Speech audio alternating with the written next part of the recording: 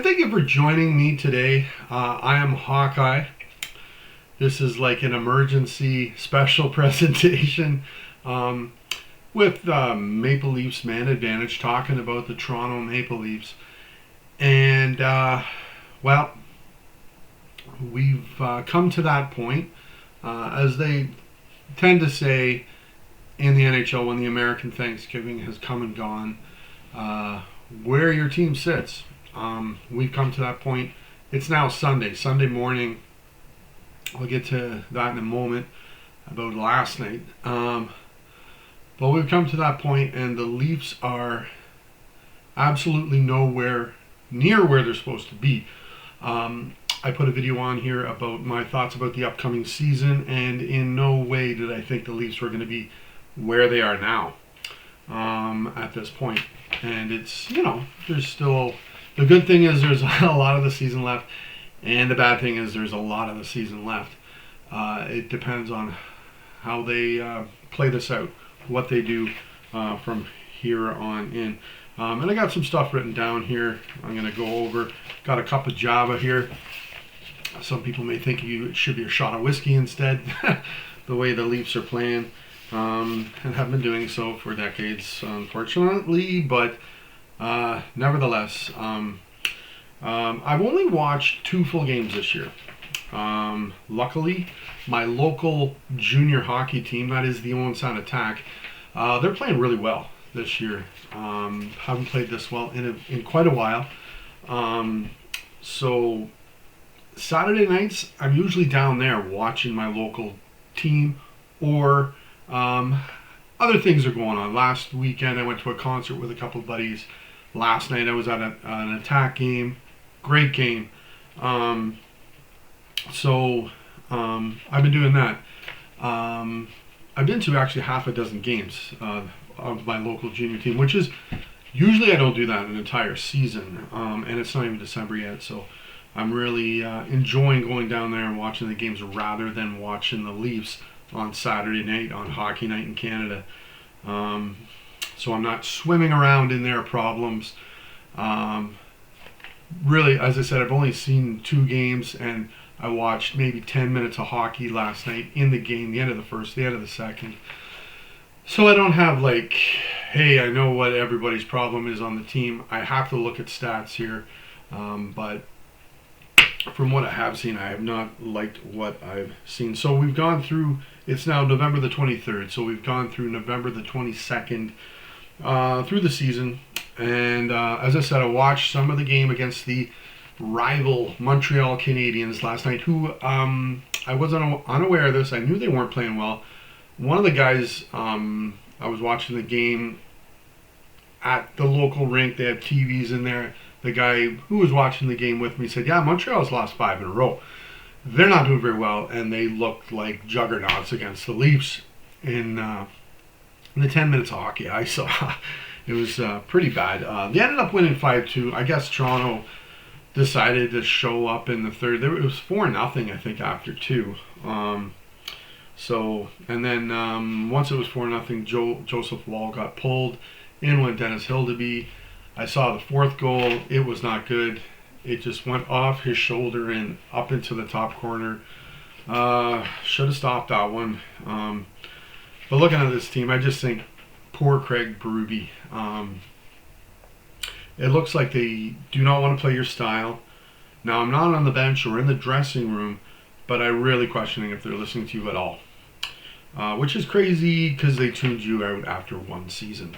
Just 1. And this was that was actually the 1 season that they'd been the furthest they'd been since Pat Quinn was there. That was a long time ago, and they tuned you out after just that 1 season. Incredible to me. Now, then makes me ask a question, which I know the answer is no, but does this Leaf team need a new coach every single year, every single season, because they tune them out so quickly? Sheldon Keefe was here. I looked at him. He was in Toronto for 5 seasons, I think. Seems like he was there longer than that. And he never, ever really threw players under the bus. And if he ever did, if he had anything negative to say about anybody, he would quickly just bring it back, like their feelings are going to get hurt. They're too sensitive or something. But Berube isn't quite as soft with his words, I would say. It's not like he's really throwing any of these guys under the bus. Like, he's getting on Nylander right now, which I gotta say, okay, he's not very good in his own zone. Like, you gotta be, if you want to win. It's the whole sheet of ice. It's not just the offensive zone that you need to concentrate on. But then it makes me ask the question: do the Toronto Maple Leafs have a country club atmosphere in their dressing room? I remember Brian Burke talking about that when he was a GM, and it certainly looks like he never got rid of it. Or if he did, it wasn't gone for very long, that atmosphere. If it is, I just question it, because I just look at the small amount of hockey I have seen from the Leafs this year. I get a big who cares read from the team. Almost like a lack of heart. It's sad to watch as a Leaf fan, because wow, it wasn't that like that last year that I remember. So I'm gonna take a look at the standings, or I did. And right now the Leafs have played 22 games.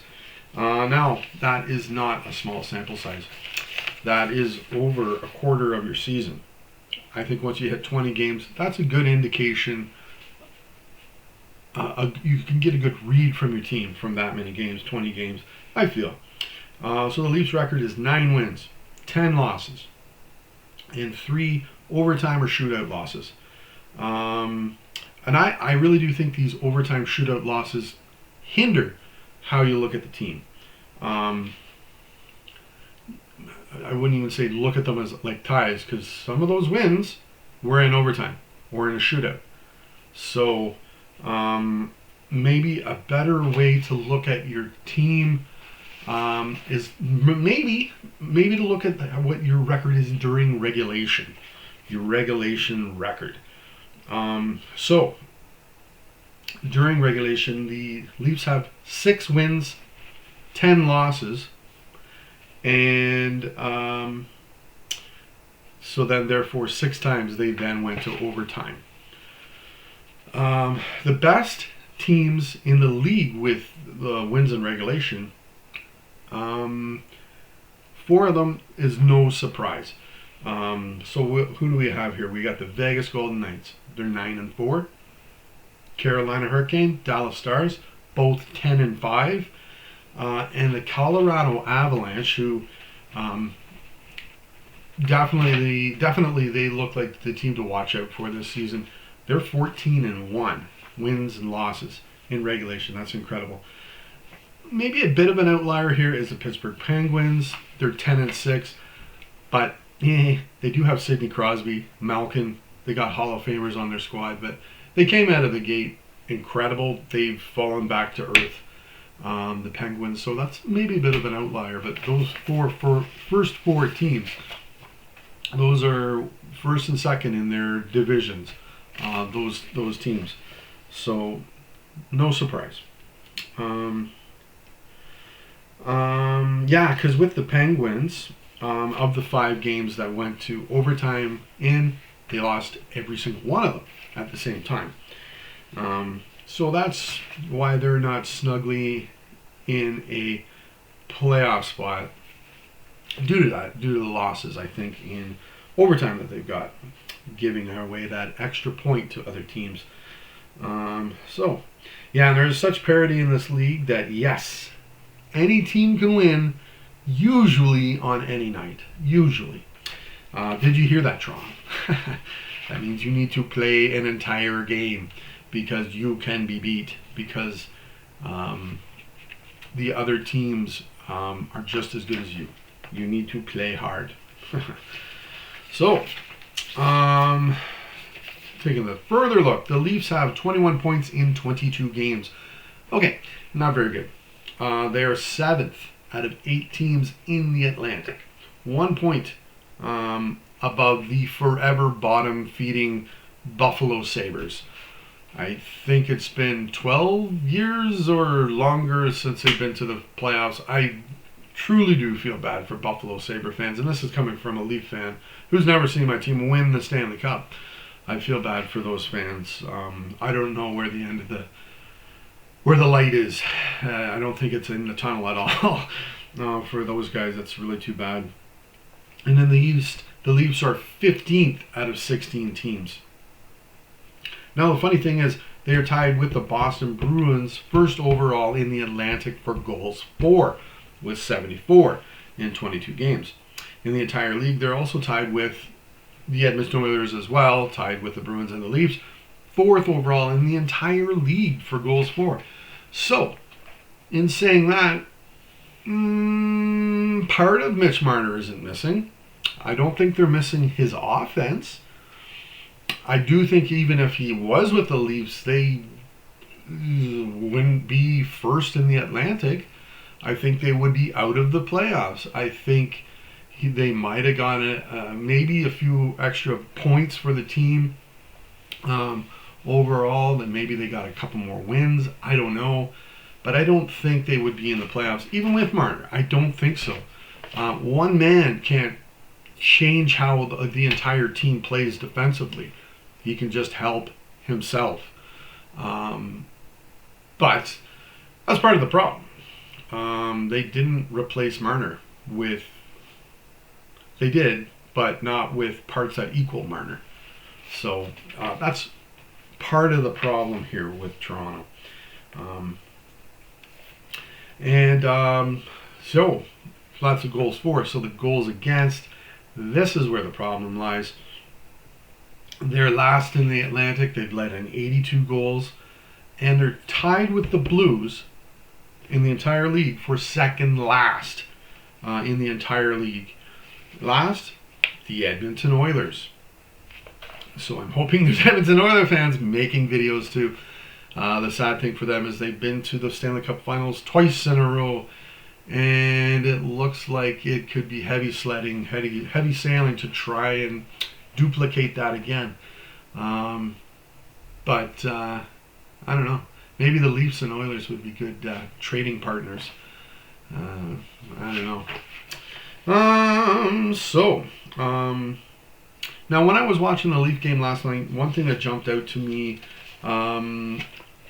was how Montreal had Toronto plugged into their own zone really bad. I know there was a power play at one time, but it's still like the Leafs didn't really get control of the puck that I remember during the penalty kill for very long. Montreal had them plugged in. Toronto was just allowing Montreal to do whatever they wanted to do. It looked like no lanes were being cut off, no pressure was being applied by any of the defenders. It just seemed to be sit back and wait for the puck. That is not how to defend.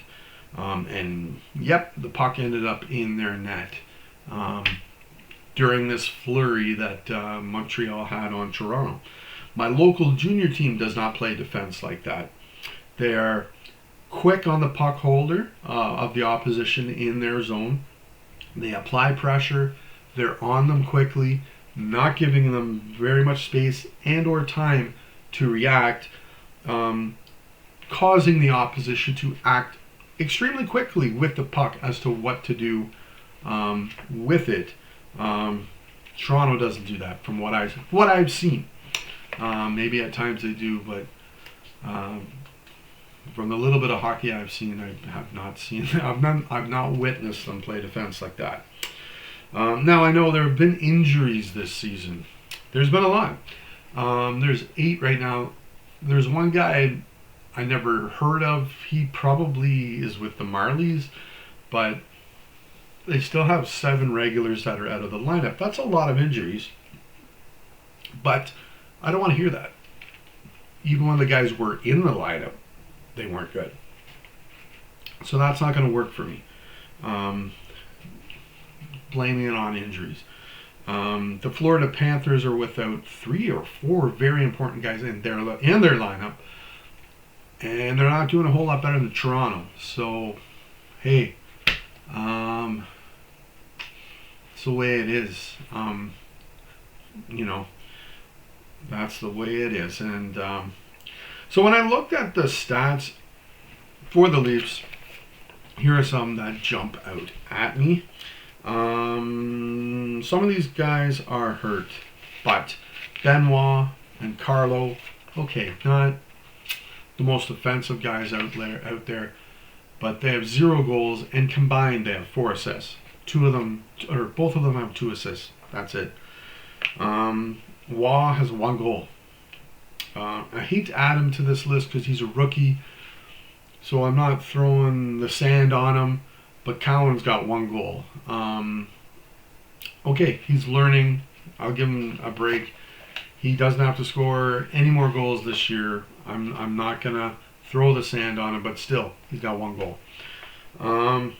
Joshua, 2 goals. Domi, 3 goals. And Yarn Krok has 4.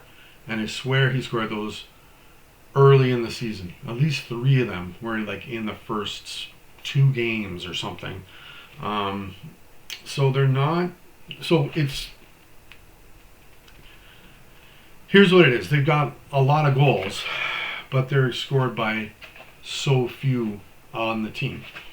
That's not going to work at all, especially when it comes to playoff time, if you can get there.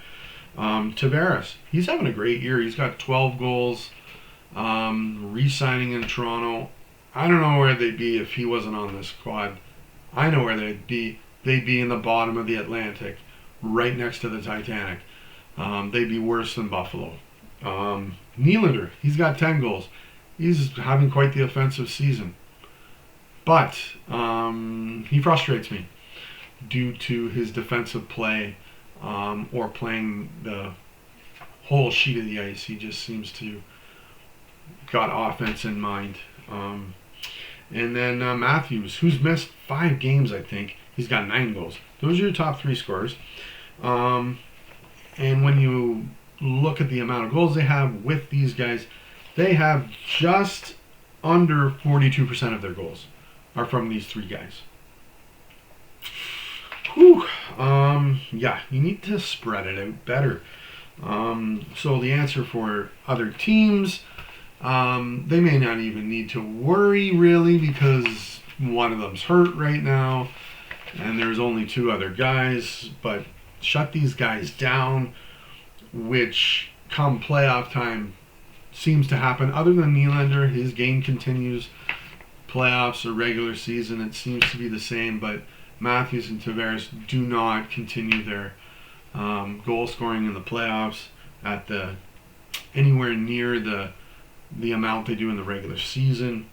And you can do that, you can beat these guys, because throughout the rest of the lineup, there's not many guys to be all that scared of beyond these guys, really. Because yeah, like Domi, 3 goals. I think in the parts of 3 seasons he's got played here, has he got 20 goals now in total? That's just nowhere near doing it. And this guy's up in the lineup all the time, and he just doesn't, just not getting it done at the clip needed. I'm afraid. And so yeah, we'll take a look in net. And after penning a 4-year extension, that's right, I think you have this guy for another 3 years. He's hurt every year. He's hurt again. And that is Anthony Stolarz. And I like the guy. I'm not saying I hate any of these guys. Sorry to any fans, any of these players out there. I'm not trying to shovel dirt on these guys or kick them when they're down. But I like Stolarz. I thought he played really well for them last year. So did Wall. But Stolarz has not looked good at all this season. Just looking at a save percentage, it's .884. That might have been okay back in the mid-80s for the Edmonton Oilers if your team's scoring 5 or 6 goals for you a night. But no, it doesn't. It didn't really work well for many teams through the history of hockey having a save percentage in the 880s. Now, Wall's played just 4 games. Stolarz played 13. There's a lot more games to look at with Stolarz. But I think Wall looked good until last night, I suspect. He got pulled. That 4th goal, I said, I didn't like that one. And the only goalie with over 900 save percentage is Dennis Hildeby. You know, the guy that you weren't going to turn to in the beginning of the year because for some reason the Toronto Maple Leafs went out and got Caden Primo, who he only played 3 games. He incredibly won 2 of them. That means the offense was clicking when he was in the net, really scoring goals. But his save percentage was .838. But yeah, Hildeby's got .906. In today's hockey, that's pretty darn good. I'm almost saying, hey, don't be afraid to put this guy in the net, this Hildeby. He's 24. He's young. He's not 20 though. Like, you got to see what this guy can bring you. Maybe he can play really well in the net for you. But I am expecting we're going to see a 5th goalie in here for Toronto at some point because I'm not sure when Stolarz is supposed to get back, but I'm just afraid both him and Wall are going to be hurt at the same time. And then you're going to have Hildeby and I apologize, I don't remember the name of the other goalie they have. I think he's Russian. You might see him at some point too. And I don't know how good he is. It's really tough. Now, Brad Treliving, the general manager of the Leafs, had a talk with the media this last week, and I give him props for doing that. I think that was great, good timing. I think he really needed to do that. He needed to share with the fans of the team through the media his thoughts on the team, and he's not pleased. And I don't think he should be. But as he did say as well, he's wearing it. Yeah, you are. You're the one that put the team together. You're the guy that put all these parts together, and it's not working at all. So now he said during this press conference, that you can't trade your way out of this. Okay. I don't know. I've watched hockey for so long. I know trading it's got to be way tougher than it ever was back in the day in the 80s or the 90s because you got a salary cap, so you got to match salaries and everything like that. But I don't know how you're going to get out of it then. Just wait for these guys to play better. Wait for them to, I don't know, go with the game plan. But at the same time, a lot of these guys have got no trade clauses. Maybe none of them want to leave anyway, which is bad. So it's kind of like, it's got that flavor I remember of when Sundin didn't want to be traded. Caberlet finally did get traded, I remember, to Boston. Toronto always trades with Boston. But it's kind of got that flavor, these guys that don't want to leave, and I don't know. Maybe I'm jumping out there too far in suggesting that, but Marner didn't want to leave last year, and then he didn't want to re-sign in Toronto due to death threats and everything like that, which is super heavy. Like, that's just taking it way too far, doing that. But I disagree with that statement. I'm not saying one trade is going to change the whole season around, but you got to get out there and you got to see, and maybe he is doing that, the general manager, but you got to see who's available that you could maybe try in this lineup beyond what you've got going right now.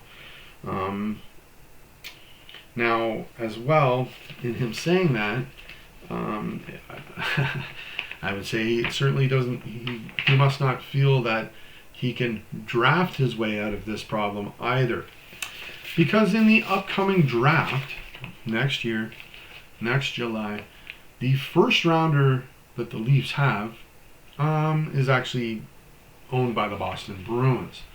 That was traded along with a fourth rounder last year and Fraser Minton, a player I suspect we are going to wish we held on to once he hits his heights in the NHL, probably beating Toronto.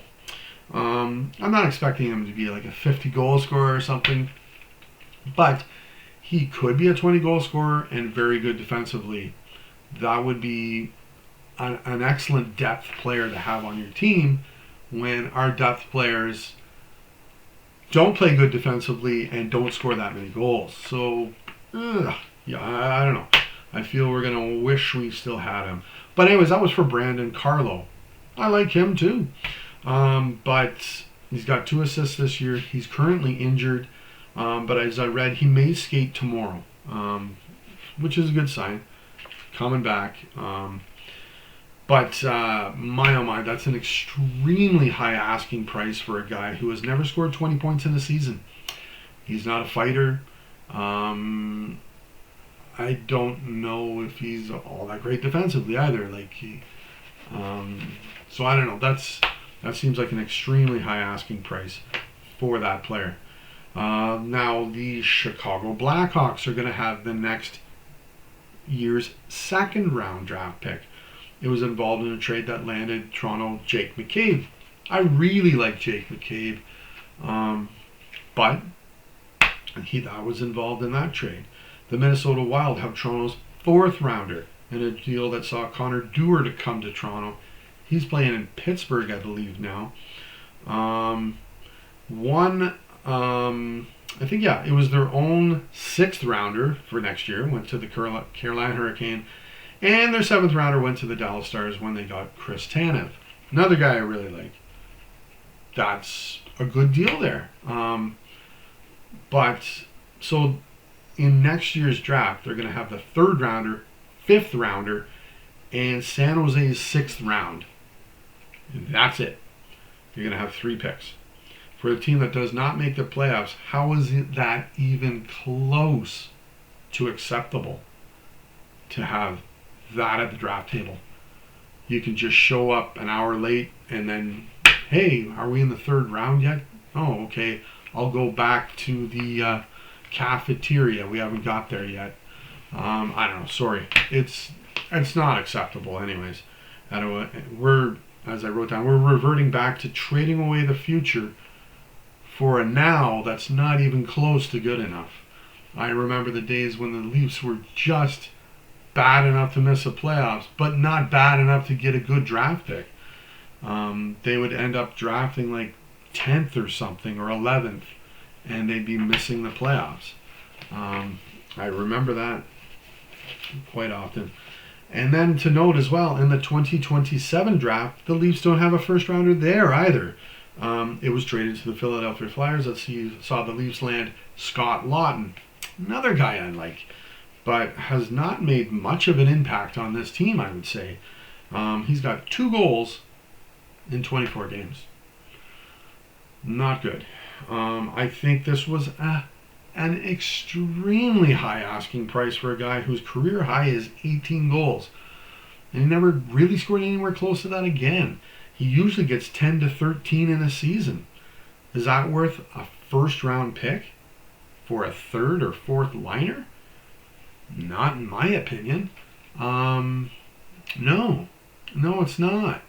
I feel we're doing what happened when Brian Burke was here in not reading or knowing how good the team really is.